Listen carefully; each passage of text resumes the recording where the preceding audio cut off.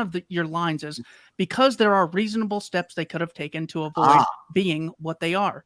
So if you could summarize how we can differentiate good politicians, Tulsi Gabbard's the great example that I always use. Good, well-meaning politicians who sort of go astray versus evil politicians. So to start, I don't want to say that people are good if they agree with me and bad if they don't. That's an unreasonably high bar. It's pretty crazy and dogmatic. I want to come up with a standard that would be plausible to a wide range of people, regardless of their political views. And so what I propose is really applying what's sometimes called the Spider-Man principle. With great power comes great responsibility. Before a politician actually goes and does something highly coercive to others, like passing a law saying that you've got to go and join the military whether you like it or not, or says that it's illegal to build skyscrapers or what have you. Do they actually try due diligence? Do they investigate what are the actual consequences of this? How bad would it really be if we just didn't pass a law? What is a reasonable estimate of the benefits that we got out of this? These are the kinds of steps that any decent person would take before they went and did what politics is all about, which is essentially pointing a gun at people's heads and saying, if you don't do this, we will put you in jail. And if you don't like that, we will kill you. Right. So the Spider-Man principle, with great power comes great responsibility, seems super reasonable to me. I don't see that there's anything especially partisan or sectarian about it. It's something that I think almost anyone should agree with. Before you go and start talking about killing a person or putting them in jail, it behooves you to see whether there's actually a large excess of benefits over costs. And then it comes down to hardly any politician does this, obviously. Almost no politician puts any serious amount of work into investigating this stuff. The most you can really count on them to do is to go and read some pieces that say what the politician already wanted to hear. The amount of time politicians spend reading things that say that they're wrong, or just reading social science journals, or even just acquiring familiarity with the evidence, just basic numeracy, right? You see very little sign that politicians actually do that. And of course not, because they can get power without doing it. Now, if you say, well, I mean, it's their job. Yeah, well, that's the excuse of a whole lot of horrible people in the world. You can say, hey, well, it was my job to go and execute those innocent people. So don't blame me. It was my job to run the slave labor camp. Right? No, that is not a good enough excuse. An excuse that I am happy to entertain is, I went and killed those prisoners because I would have been killed by my superior officer if I hadn't killed them. That's one where I think you have to be pretty dogmatic to say, no, you should have just let him kill you. At least to say, all right, that's a pretty good point if true. But then the question is it really true that you would have been killed? But if you had disobeyed the order, maybe you just would have been yelled at. Maybe you just would have been teased. Right? There's a book from about 25 years ago now, Hitler's Willing Executioners, and basically it looked at the question, when Germans that were working in death camps and other such parts of the Nazi Empire disobeyed orders to go and murder civilians, what happened to them? And the general answer was nothing. They were not shot. They were not themselves put in slave labor camps. The worst that happened was they got a stern talking to, like, you realize that if all Germans were to have this disobedient attitude, it could be a serious harm in our war effort. So now will you go and murder those children? No, you really disappoint me. You might have to be transferred over to another part of the war effort now. Okay, well, this is going to look really embarrassing for us. But that is pretty much what was going on. And this is where I will say, if your excuse is you went and murdered innocent people because you didn't want your superior officer to talk to you like that, tough luck.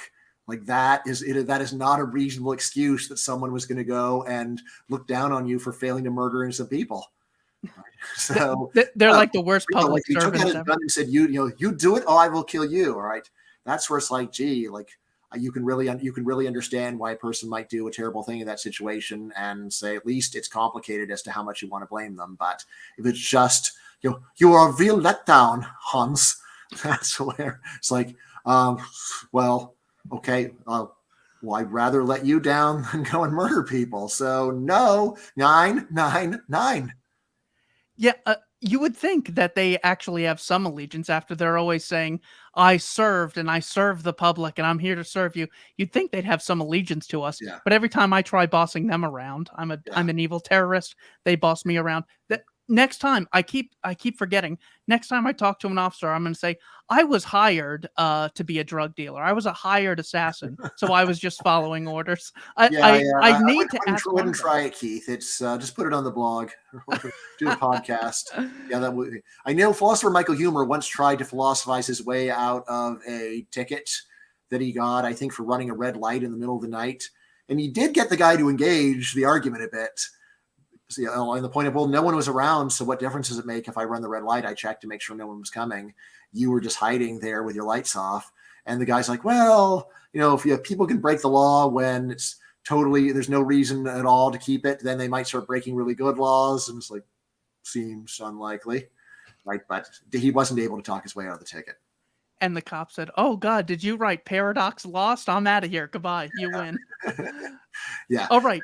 At least like he didn't get arrested or anything. I would have, if I was in the car, I'd be like, just shut up, shut up. No, that's scary. I was on the other wondering, hand, have talked my way out of multiple tickets. what'd you do? You know, always involving there's a bunch of kids in my car, and I just sort of, you know, I don't argue. I look pitiful, and super apologetic, super obsequious. Like that's got like a 2/3 success rate for me, but it does require having kids in the car. I was wondering what makes people care about some death and not others. So when it comes to the My Lai massacre, COVID deaths, Waco, Eric Garner, bombing of Dresden, King Leopold, Ashley Babbitt, everyone you could find someone saying these deaths are tragic, but very few, with the exception of libertarians, will say all of those involved initiating violence against peaceful people and therefore are immoral. You have a chapter. Tell me the difference between My Lai massacre and Hiroshima. What are your thoughts on that in this book? Right. So, of course, to back up, it does require that people have heard of My Lai. This was a war crime committed by American soldiers in a Vietnamese village where the exact details of the chain of command are unclear, but what is definitely known is that the commander on site ordered his soldiers just to kill everyone in the village. And then the reason we know about it is there was one guy who disobeyed orders and went and rescued some of the people in his helicopter and flew away. And I think he actually risked his own life. I think he actually did point his guns back at some American soldiers who said to hand over all of the civilians in the village, and he refused and rescued them. So anyway. Was that Hugh Thompson? I honestly, I don't remember the names of the people involved. I'm sorry to interrupt just the you. heroism and villainy.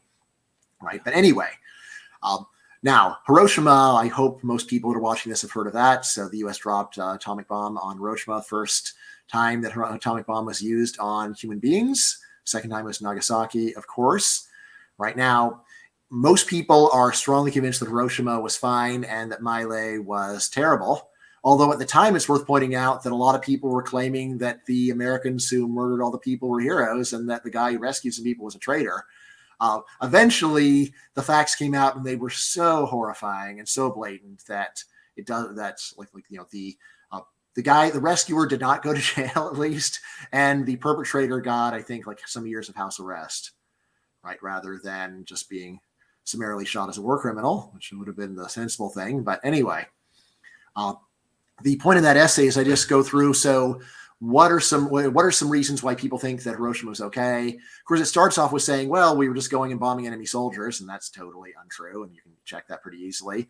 And then the next one is, well, look, we wanted to kill some soldiers, and unfortunately, there were a whole lot of civilians nearby, so we didn't have any convenient way of going and just killing soldiers, so we killed them all, right? But then you go to My Lai, and here's the problem. We've got some guerrilla infiltration of the village.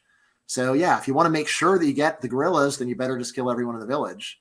And yet this is one where it's like, no, you can't just murder everyone in a village just because there's a few unknown guerrillas there. And you say, well, but there's collaboration between the civilians and the guerrillas. Well, between some of them, not all of them. The kids aren't involved in the collaboration, so you're going to go and kill all the kids too. That's okay, right? So basically just try to walk through different stories that people have given about the differences between the two. I mean, another one is just, well, Hiroshima ended the war. My Lai didn't. It's like, yeah, well, but what if you knew that doing 1,000 miles would end the war? Then would it be okay to go and do that kind of thing? Right. And again, this is one, well, guess not. But, well, in that case, we're back to wondering what's different about Hiroshima. You have a chapter called The Common Sense Case for Pacifism. Mm-hmm. What is pacifism? Please give us the bullet points on why you are a pacifist. Right. Well, so like sexism, you can go to the dictionary and there are a couple of different definitions. But in the case of pacifism, I'll say that there's not one definition that is overwhelming. For feminism, I think that it is actually overwhelming, that almost everyone who talks about it, they mean the view that women are treated less fairly in our society than men. In the case of pacifism, there's what you call absolute pacifism, saying that you should never use violence for any reason. But another one in the dictionary is just opposition to war. Right? I am not a pacifist in the first sense. So I am fully in favor of actual self-defense. In principle, I think the death penalty is great. It's just a practical matter about whether or not you can actually make it work in a given system. Right. But, like if I could have executed Hitler at the end of World War II, then yeah, absolutely. No question. Just where is he? I'm good to go. All right. But pacifism in the sense of opposition to war, this is where I do say that I'm a pacifist. I mean, I got thinking about this because there were so many libertarians who say they're isolationists. And then I was thinking, well, that doesn't really fit what I think. And pacifism is really much more accurate because isolationist indicates, well, I'm willing to go and fight in the case of national self-defense, for example, or in the case of a civil war, then that would not be ruled out by isolationism. And so, here's what I say about pacifism. So look, I have an actual argument. So this is not the kind of thing where I say I feel something and then some people say I feel differently. This is one where I say, look, I've got premises. The premises lead logically to a conclusion. And if you disagree with the conclusion, you must tell me which premise you disagree with. It's that kind of an argument, right? Which is, of course, the kind of argument that I like. It's the kind that I believe in. It's what I dedicate my life to. All right. And again, of course, a good argument is one where those premises are hard to just throw away, right? Ones where you say, these premises are not just something that only Bryan believes. They're something that almost everybody believes, and they seem to lead to a conclusion I don't believe. Whatever am I to do? So the premises of the argument are first as follows. What's the simplest way of putting it? All right. So premise one, the short run costs of war are really bad. All right. The short run costs of war are really, really bad. A lot of people die, destruction. All right. So you've got that. Right. Secondly, long run benefits are uncertain. It is very common for someone to fight a war claiming it's going to lead to great good. And guess what? It doesn't. World War I was the war to end all wars. It really was. All right. And that was wrong. Right. Or more recently, let's take a look at how well Iraq and Afghanistan have gone. We were promised that they would be turned into civilized Western democracies, more or less. And that didn't happen. All right. So the long run now, this does not mean that they never happened. The Korean War did actually lead to South Korea being a way better country than North Korea, and the absence, probably the whole thing would have been North Korea. The point is just that there's high uncertainty.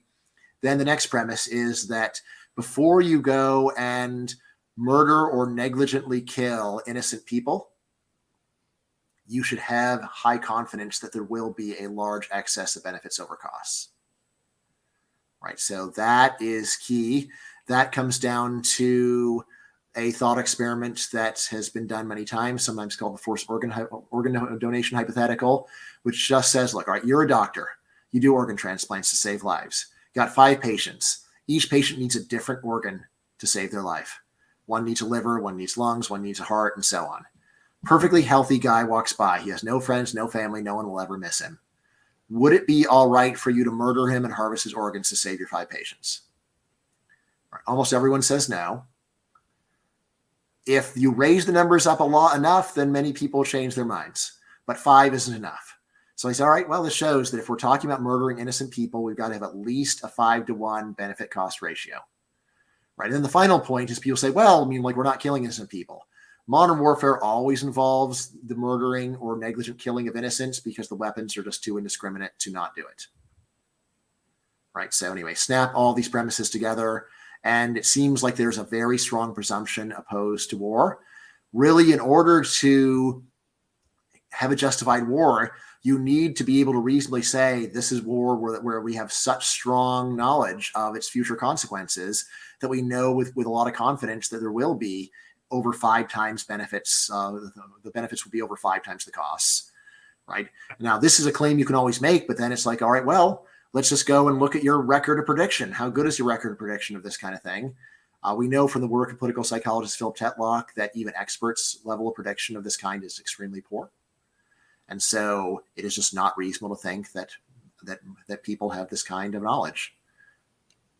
Yeah, and even in Obama's book, Promised Land, he still brags about Libya and then minimizes the very end of it. Yeah. Even the War for Polish Independence, declared September 3rd of 1939, ended with giving Poland to the Soviets. So, I mean, we just need so much humility in this arena. Yeah. I'm so thankful for your time. I have 2 more quick questions. All right, sure for thing. you. Sure thing, Keith. Happy to do it. You have a great chapter in here titled "Monopolizing Petty Lies." How can you support free speech when so many people are unreliable and dishonest? Right. So just to back up, the point of the essay "Monopolize the Pretty Lies" is this: what is the main point of censorship in a dictatorship? If you're a big Orwell fan like me, your knee-jerk reaction is the point is to suppress the truth. Sorry, that is a thing that dictators do. But if you pay attention to what happens when you relax censorship, the main thing isn't that a lot of truths come out. The main thing is that some competing politicians show up and they start spinning their own ridiculous lies. So right now in the Kingdom of Saudi Arabia, only the government gets to say we're ordained by God and we are great and we are the greatest rulers forever. We're wonderful. Now, if they were relaxed the censorship, what would happen?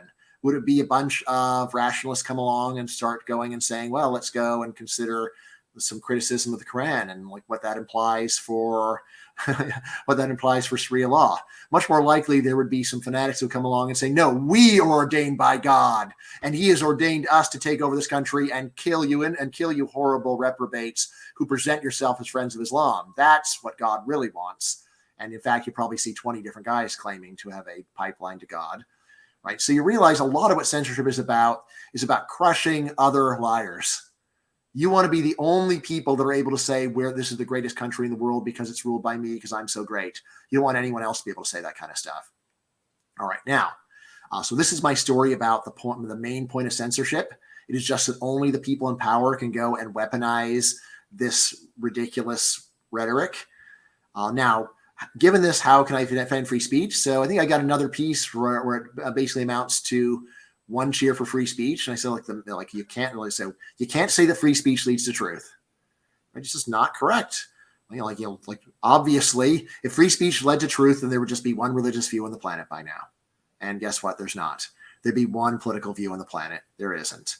So on. Right? If free speech led to truth, then basically as soon as you open things up, then the most evidence-based views would suddenly become popular. And again, anyone who is familiar with evidence knows that is not true. All right. So what is the best defense of free speech? And the best defense is just that free speech allows some people to figure out the truth. It prevents the suppression of the minority of people that want to actually figure things out. That's what we've got. We can't say that it leads to truth. We can't say that in the end, everything works out. What we can say is that free speech is what allows the narrow segment of society that cares about truth to keep doing what they're doing. I had a discussion with a woman the other day, and she was very upset that Trump has still not been arrested after having documents he should not have had in Mar-a-Lago. She's also very upset about January 6th and the Ukrainian collusion phone call. And I mentioned to her, I said, you know, if you really want a knockout punch against Trump, I absolutely have it for you. And I got her, I actually dedicated this blog post to her, where Trump actually has killed thousands of civilians across Iraq, Syria, 86 civilians in 1 month alone in Yemen. And I go, so all of this has to be something like 100,000 times worse than any call he made to Ukraine about, you know, Hunter Biden's laptop. And she could not have been less interested in what I was saying. Mhm. And then I tried it with another person. And then I said, hey, if you guys really want to get Obama, the anti-war president, you know, that he is like helping out the Saudis and gave them the green light for a war in Yemen and all this other stuff. Why is it that people don't care about the major things in politics, but care about the petty things? Because it's often easier to be emotional about a petty thing than about a major thing, especially if the major thing is numerical and the petty thing is personal. Right? That's, you know, this is a very general feature of human psychology. Stalin allegedly said 1 death is a tragedy, 1 million deaths is a statistic. If he did say it, I don't think we got any real evidence that he did. It's one of the most insightful things that Stalin said. Right? You know, so this is basic human psychology. You know, if you're just watching a movie, if you want to get people on the edge of their seats, do you go and show a city getting bombed and 1 million people dying from a mile up? No, you go and move the camera into the crib and show the baby burning alive. That's the kind of thing that you show to get people emotionally affected. So that's one big part of it. In politics, another part, of course, is people just care much less about foreigners than about people in their own country. If you had said that Trump had killed thousands of innocent Americans, that would have been, I think they would have got a much stronger reaction. So there's that. And there's also just a general view. Well, look, you know, like their leader, it's wars, stuff's going to happen. So you can't hold that against people. And I think honestly, on something like that, people realize, well, you're kind of leading me into a trap, because if I go and condemn Trump for going and killing some innocent civilians in Yemen, then you could also say that Obama is a monster because he went and killed a bunch of innocent people. And but I love Obama. He's my guy. So I'm not going to let you trick me by taking me down this path. I'm going to focus on something that only can be said about the guy that I dislike and can't be said about the guy that I like. Right? You know, I mean, on top of this, of course, people are just very able to have a big double standard. This is where Orwell is totally spot on, as he usually is, political doublethink. People are very capable of holding contradictory views at the same time for the issues that they're emotionally invested in, like politics, like religion. The books are How Evil Are Politicians? Essays on Demagoguery. Also, Don't Be a Feminist. Dr. Bryan Caplan, thank you so much for Very your much. time. And yes, the books can both be purchased on Amazon for the still inflation unadjusted price of $12 for the paperback and $9.99 for the ebook. So I hope that you check them out. Links will be in the description. Take care. Thank you.